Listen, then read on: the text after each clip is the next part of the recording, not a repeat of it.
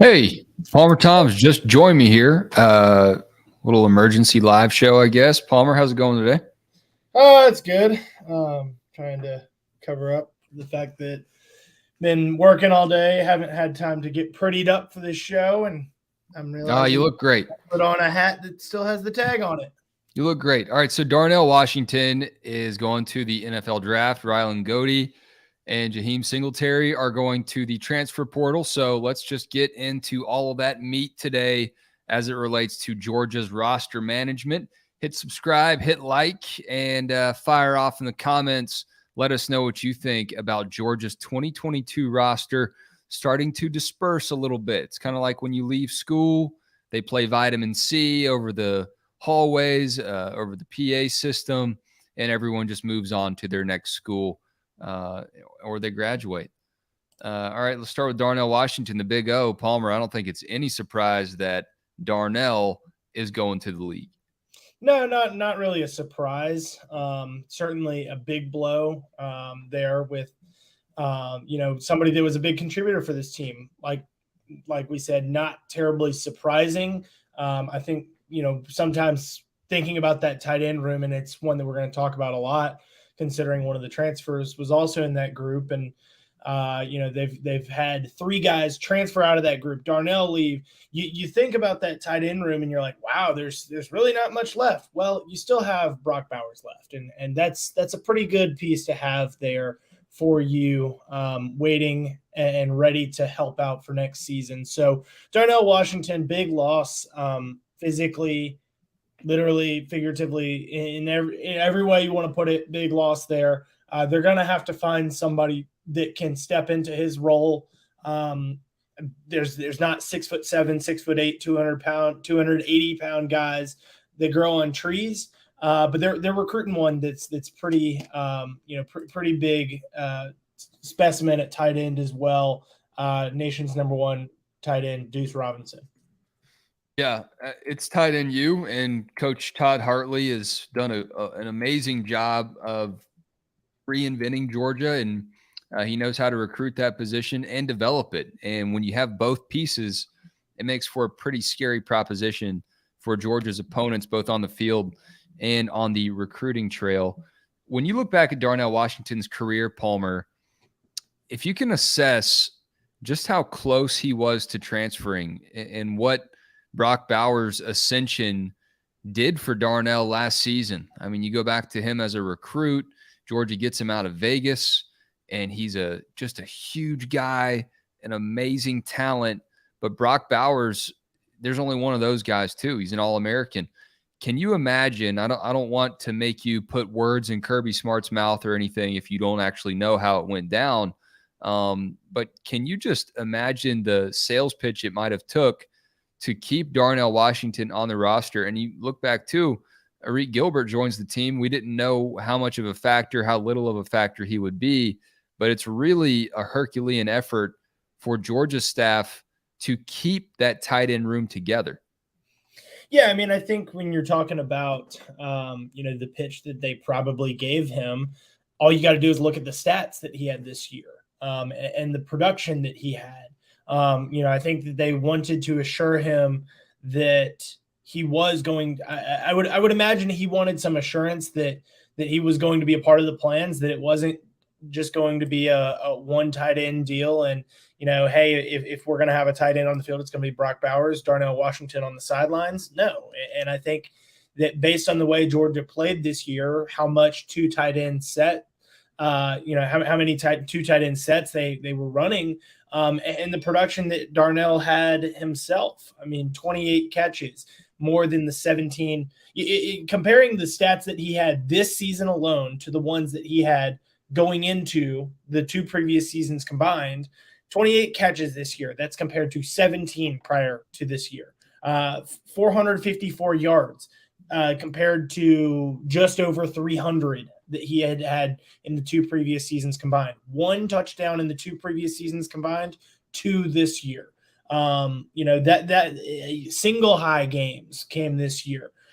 Darnell, the sales pitch that they gave Darnell I don't know exactly what it was. I don't want to put words in Kirby Smart's mouth, but I think that you can very clearly see the result of it, the result of what they were selling, and that is the production that he had. He was healthy all year long, with the exception of going into that national championship game. I say he was healthy all year long. Kirby tells us, just how beat up he was and how physical some of these challenges were, that he had a shoulder pop out, that this and that. And, teams were cutting him at 6'7". So maybe he wasn't as healthy as we all thought he was, but, he didn't miss a game, as opposed to missing time, that he missed 4 games the year before, had missed spring practice.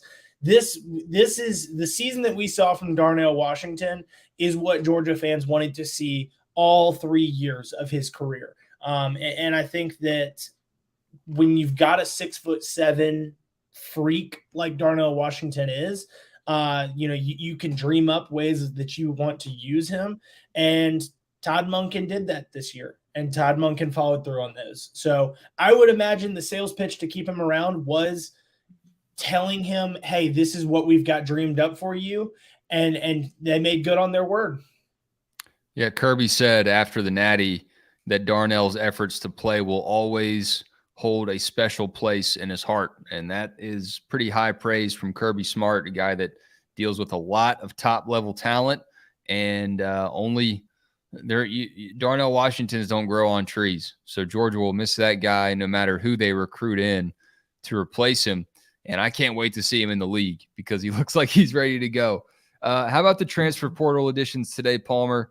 Rylan Goede and Jaheem Singletary. Let's start with Singletary because he was the first one to announce. Yeah, a tough blow there with a, kid that's just coming out of his freshman season, former 5-star cornerback, somebody that Georgia pushed hard for later in that cycle, added him, I want to say it was October or November of that 2021 season when he was in his senior year down there in Jacksonville. We had heard rumblings that he was homesick, that this and that, and that started happening pretty early. Obviously sticking around and was a part of what Georgia did this year, maybe not necessarily on the field, but we heard the praise of Kirby Smart for that defensive scout team and the way that they bought into being TCU. I would imagine Jaheem Singletary was a part of that. I would imagine he got some reps with the ones and twos just because of how few guys Georgia had at corner, but he didn't play in all that many games. Only 3 or 4 games that he played in this year. Didn't appear on the stat sheet other than his participation. But an incredibly talented player that I would imagine we're going to see go making plays elsewhere. Tough loss, but again, you look at what Georgia has in that room. Just in his class alone, you've got Dalen Everett and Jaheem. Not Jaheem Singletary. Jaheem Singletary is the one leaving. Julian Humphrey is still there as well.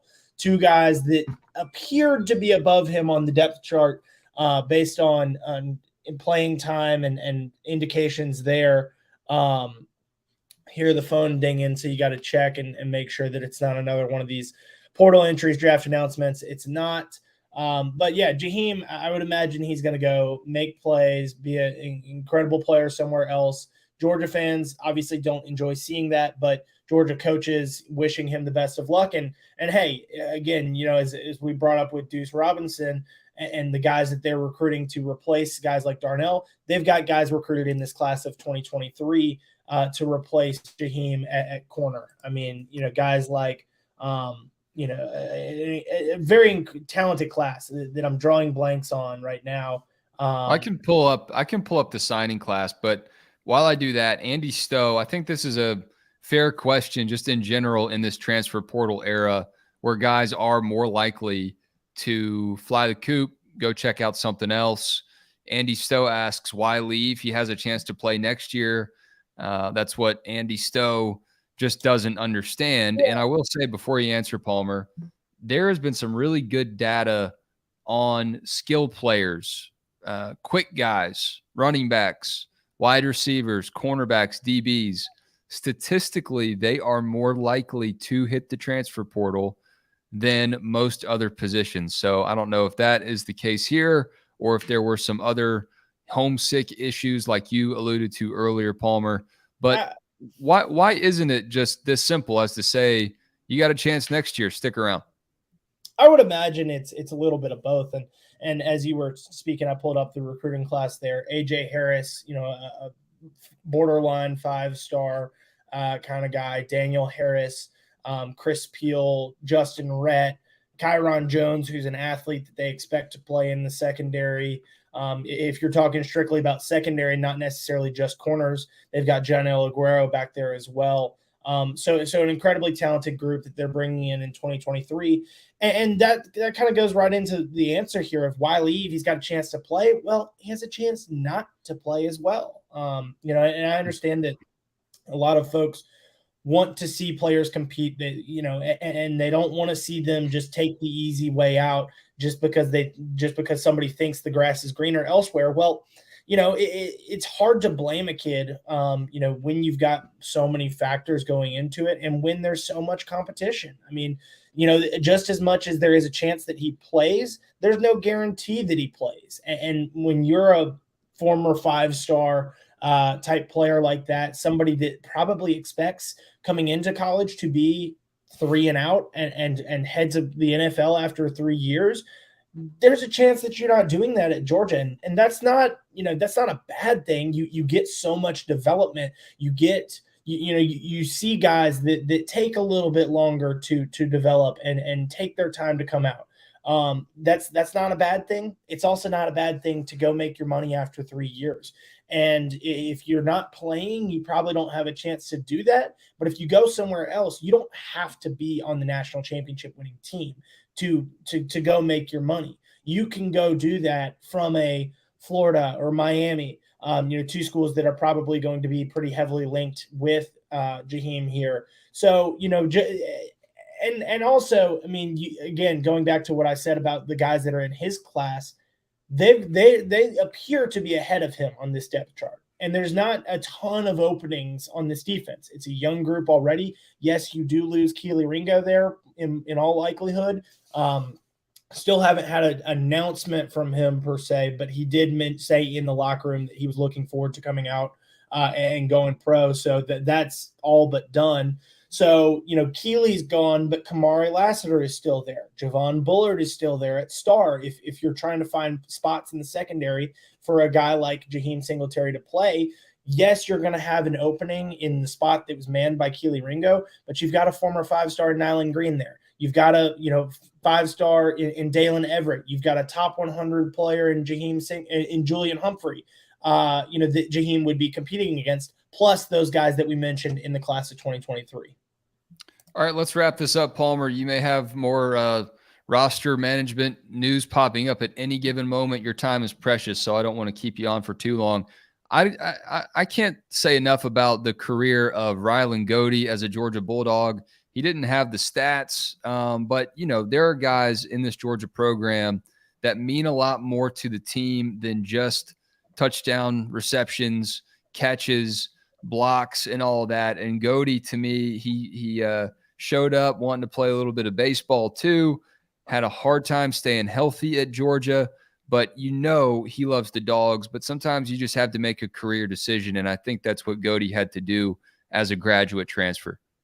Well, and we probably want him to stick around in football as long as he can, because he's our podcasting competition as a great show. A Grady, somebody that's going to be graduating from Grady in this spring, sports media program. He's a guy, and you got the sense from his announcement that he really appreciated what everything Georgia had to offer to him, the University of Georgia, that is, not just Georgia football. Georgia football had plenty to offer him in terms of experiences, maybe not playing time, and he's going to go seek that out elsewhere with 2 years of eligibility left. But in terms of leaving, he's certainly made the most of the University of Georgia in his time at UGA. So that's a guy. Talking about that tight end room again, there's not going to be a ton of experience there. You would like to keep a guy like that around, maybe. But certainly somebody that has made the most of his time at UGA, No hard feelings, and he's going to go test the waters elsewhere. And Brett Seether also announced earlier this week, too, that he's gone. So the tight end room with a lot of overhaul, and Todd Hartley has his work cut out for him. Jake Rowe, we've already touched on pretty much everybody. You came in at the perfect moment. Just put a bow on this thing. What are your thoughts on Darnell heading to the league, Singletary, and Goody today, the other two roster news updates as it relates to Georgia departures from 2022? Tip of the iceberg, man. Tip of the iceberg. There's a lot more coming, more declarations for the NFL draft. We know that. Definitely more portal guys as well. I expect offensive linemen, maybe two at some point. Expect another guy on defense, at least one more guy on defense, maybe more than that. And it could be, some of this stuff could wait until after spring. But, as far as the tight end thing, Georgia saw this coming, right? Georgia's really wanted Lawson Lucky, and they were able to keep him. They really wanted Pierce Sperling. They're going all out for Deuce Robinson, and Walker Lyons is another guy. Although, I think he'll be a 2024 kid. I believe that's going to be a one-year mission for him before he's able to come back. So Georgia's trying to load up at the tight end position for a reason. Obviously, Brock Bowers is back this year. So there's a lot going on there, and Georgia's done a really good job of kind of putting itself in a position where I don't think there's one single player, and Palmer may have brought this up because he and I talked about it. There's not really one guy, maybe out of the top five guys on the roster, outside of the top five guys on the roster, where it really just kind of shakes Georgia to the core if they lose somebody, or it really hurts them like Jermaine Burton last year. Georgia couldn't lose a guy like that this year, and it really, really affected them. How about this, guys, as we wrap up? I don't know how many huge Johnny Cash appreciators there are, but Walker Lyons is from Folsom, California. He walks the Lions. Appreciate y'all tuning in on a last minute. What's that, Palmer? I said, while we've been on here, Kelee did make it official, posted, took to social media with his announcement. We knew that one was coming. Told Jake that in the locker room, but Kelee has made that official. All right, well, let's sum up Kelee Ringo's career while we're at it here too then. He got beaten up by Georgia fans and a lot of people who aren't Georgia fans, but he ultimately leaves here with 2 rings. In some ways, the Stetson Bennett of Georgia defensive back, of Georgia, the defense. I don't think that they're comparable in terms of their how highly recruited they were, because obviously Kelee was the number 1 player at his position. But I do think they are comparable when you start talking about how they're looked at and how they perform in the field, to incredibly underappreciated clutch performers. Some of Kelee's best plays came in the biggest moments. They just weren't as visible as Stetson Bennett's. One of them was that pick 6, but the the pass breakup and the tight coverage, Fran Brown brought that up to me, specifically when I talked to him at media day, was those 2 last plays of Ringo and how huge they were for Georgia. Big time player, heck of a story, and a guy that I know has a lot of love in his heart for the University of Georgia. He's going to go represent them well. Well said, guys. More of where this came from over at DawgsHQ.com. Hit like, hit subscribe. Keep engaging in the comments section. Let us know what you think about these dogs as they part ways and leave Georgia with a whole lot of hardware. Thanks as always. We'll catch you next time.